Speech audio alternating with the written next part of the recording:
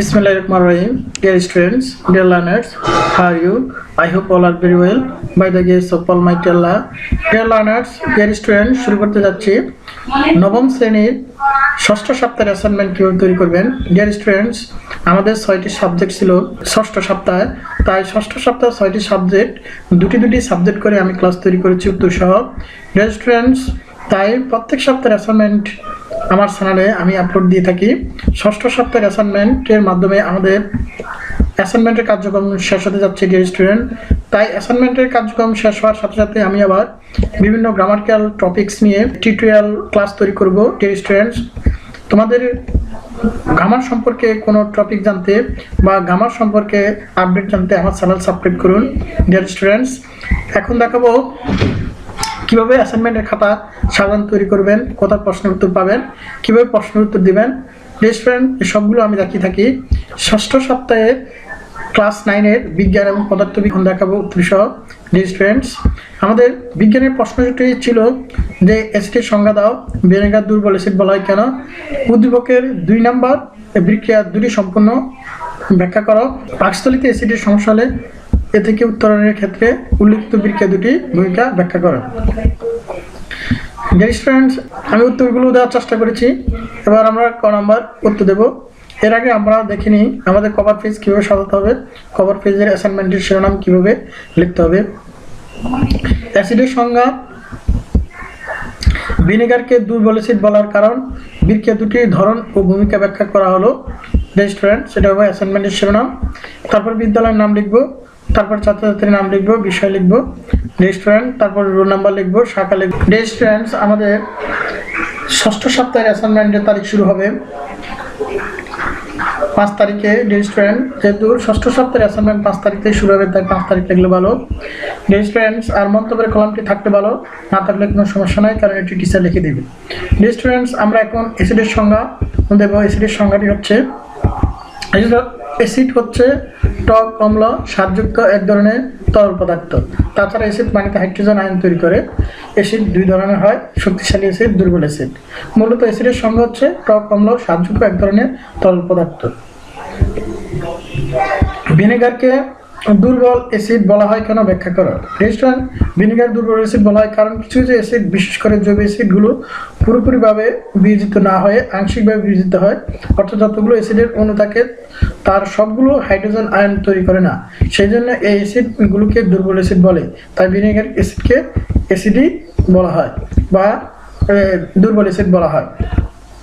এটুকু লিখলে হবে। ডিয়ার স্টুডেন্টস, তারপর আমরা উদ্দীপকে 2 নং বিক্রিয়া দুটি সম্পূর্ণ ধরন ব্যাখ্যা করো। আমরা ধরনটি ব্যাখ্যা করাই কিভাবে এখানে ব্যাখ্যা দিয়েছি। ডিয়ার স্টুডেন্ট, এভাবে লিখলে হবে।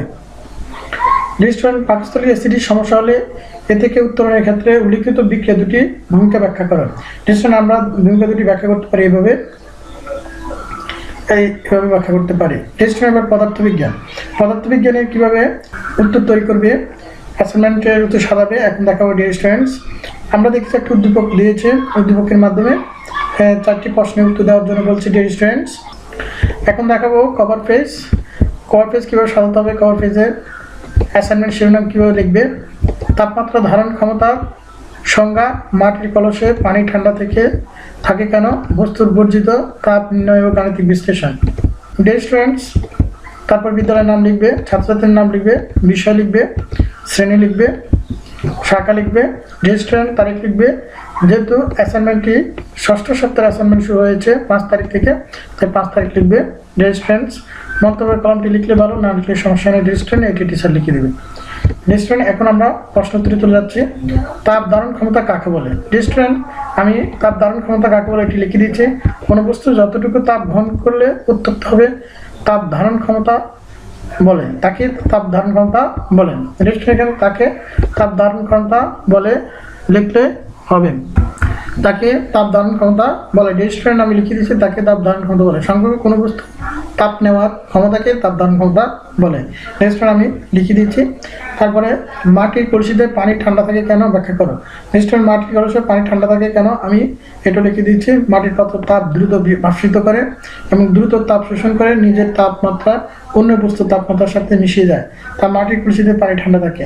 তাছাড়া তাপমাত্রা বস্তুর কম তাপমাত্রার বস্তুর কাছে তাপ দিতে থাকে যতক্ষণ পর্যন্ত না দুটো তাপমাত্রা সমান হয়। তাই মাটির কলসি ততটুকু তাপ দিয়ে তাপমাত্রা সমান করে নিজের তাপমাত্রার সাথে সমান করে নেয় বলে মাটির কলসিতে পানি ঠান্ডা থাকে। আবার উত্তপ্ত বস্তু যতটুকু তাপ পরিত্যাগ করবে শীতল বস্তু ঠিক ততটুকু তাপ গ্রহণ করবে, তাই মাটির কলসিতে পানি ঠান্ডা থাকে। ডিরেকশন আমি স্পষ্ট করে লিখে দিচ্ছি, এতটুকু লিখলে হবে। ডিরেকশন তারপরে বস্তু কর্তৃক বর্জিত তাপ নির্ণয় করা। এখানে তাপ আমি নির্ণয় করেছি ডিরেকশন 60°C সেলসিয়াস।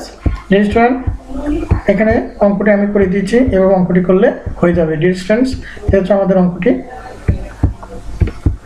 ডিরেকশন তারপর উপযুক্ত তথ্যগুলো ক্যালোরি নীতির মূল নীতিকে সমর্থন করে কিনা গাণিতিকভাবে বিশ্লেষণ করো।